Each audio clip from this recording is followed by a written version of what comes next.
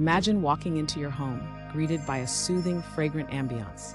Creating a DIY scented candle is easier than you think and is perfect for relaxation and home fragrance. Here's how you can make your own using simple ingredients. First, gather your materials: soy wax, candle wicks, essential oils, a heat-proof container, a double boiler, and a thermometer. Begin by attaching the wick to the bottom of the heat-proof container using a wick sticker or a dab of hot glue. Center the wick using a wick holder or chopsticks. Next, melt the soy wax in a double boiler, monitoring the temperature with a thermometer.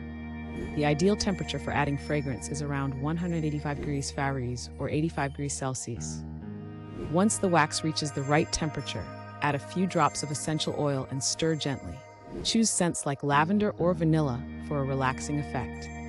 Carefully pour the melted wax into the container, holding the wick in place and leaving a small amount of space at the top. Allow the candle to cool and set completely, which takes about 4 to 6 hours. Once set, trim the wick to about 1/4 inch before lighting. Finally, light your candle and enjoy the peaceful ambiance it creates.